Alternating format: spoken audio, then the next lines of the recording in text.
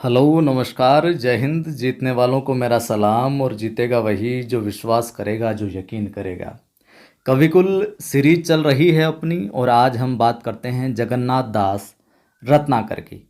जगन्नाथ दास जो रत्नाकर हैं बहुत ही इतिहास के अंदर, साहित्य इतिहास में प्रसिद्ध है और इनका सवाल यकीनन किसी न किसी परीक्षा में कई बार है जो बार बार पूछा जाता रहा है। तो महत्वपूर्ण हस्ताक्षर हैं।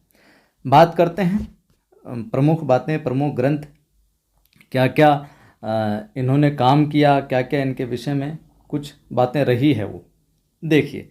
सबसे पहले तो हम जन्म की बात कर लेते हैं। सबसे पहले बात कर लेते हैं जन्म की। तो जन्म भैया 1866 ईस्वी में ये देखने को मिलता है और निधन हमें देखने को मिलता है इनका कितना, 1932।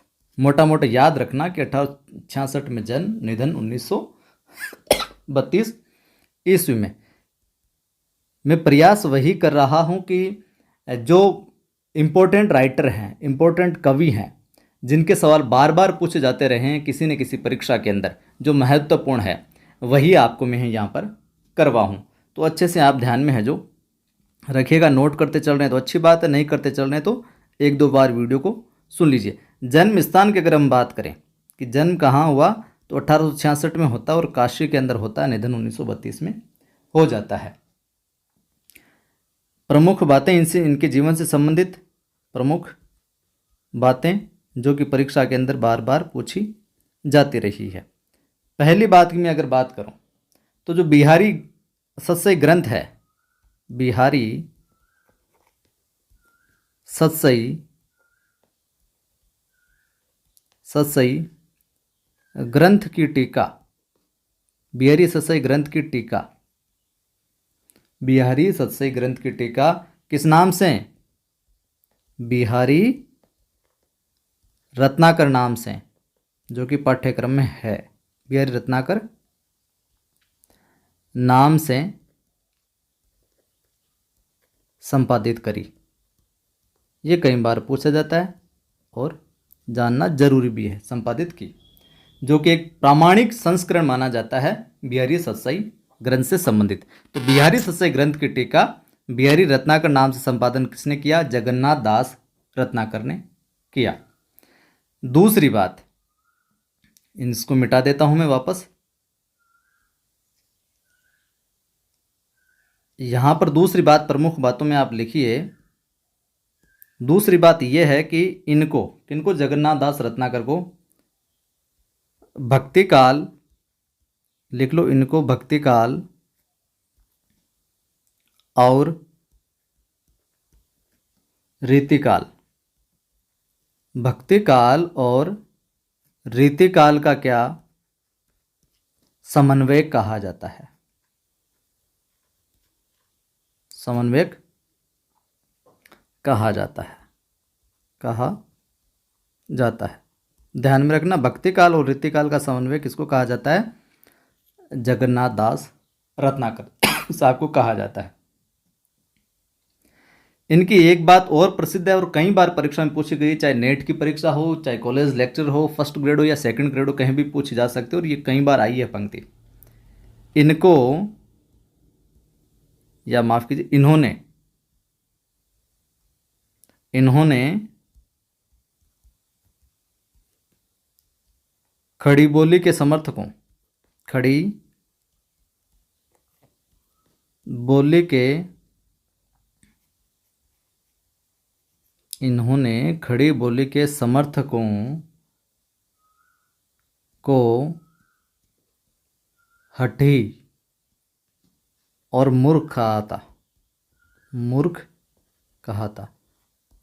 आपसे पूछ ले कि किसने खड़ी बोली के समर्थकों को हठी और मूर्ख कहा था, तो किसने कहा था? जगन्नाथ दास रत्नाकर ने। यह आप ध्यान में रखना, ठीक है। अगली इनकी बात बताऊं मैं आपको, तो ये जो शुरुआती दौर में जकी उपनाम से उर्दू में कविता लिखते थे। तो यहाँ पर अगला फैक्ट लिख लीजिए, जकी उपनाम से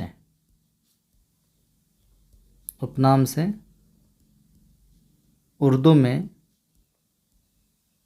कविता लेखन। जकी उपनाम से उर्दू में कविता लेखन है जो किया करते थे।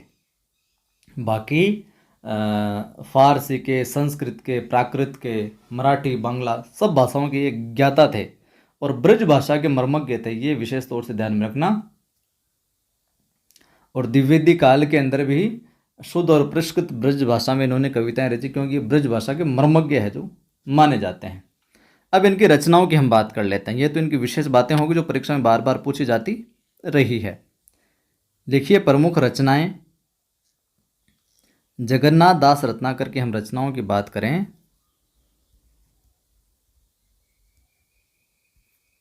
रचनाओं में आप लिखिए हिंडोला। पहली रचना क्या हो जाएगी, आप लिखिए हिंडोला। अगली हो जाएगी गंगावतरण।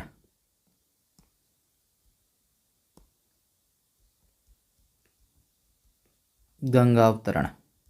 अगर अच्छा लग रहा है मेरा यह प्रयास तो जरूर लाइक शेयर किया करें वीडियो को, पहली बार वाले सब्सक्राइब कर लेना। उद्धव शतक। इनका सवाल ऐसे आ सकता है रचनाओं का कि निम्न में से जगन्नाथ दास रत्नाकर की रचना नहीं है। श्रृंगार लहरी, और एक रचना देकर भी पूछा जा सकता है किसकी रचना, श्रृंगार लहरी। एक और लिखिए हरिश्चंद्र। ठीक है, ये इनकी प्रमुख रचनाएं हैं, जिनमें हिंडोला का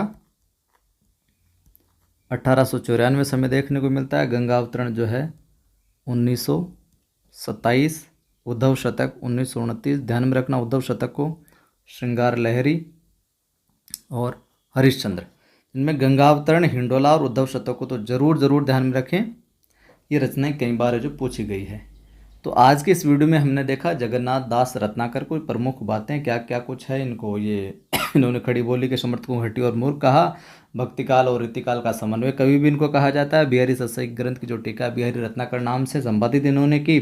जकी उपनाम से उर्दू में रचनाएं लिख देते। प्रारंभ में 1866 में जन्म होता है काशी में, 1932 में निधन हो जाता है। और ये इनकी कुछ रचनाएं। अच्छा लगा है तो फिर लाइक शेयर कर देना, और अपना जो एप्लीकेशन है डिस्क्रिप्शन में टेलीग्राम चैनल का लिंक भी मिल जाएगा। कवि आदि गणेश हिंदी नाम से टेलीग्राम चैनल है, और अपनी एप्लीकेशन है नवसृजन क्लासेज नाम से। प्ले स्टोर पर जाओ और नवसृजन क्लासेज सर्च करो, ऐप को इंस्टॉल करो। यहाँ पर फर्स्ट ग्रेड का सुपर 100 हिंदी का बैच चल रहा, तो आप चाहें तो जुड़कर अपनी तैयारी को बेहतर बना सकते हैं। जय हिंद, फिर मिलता।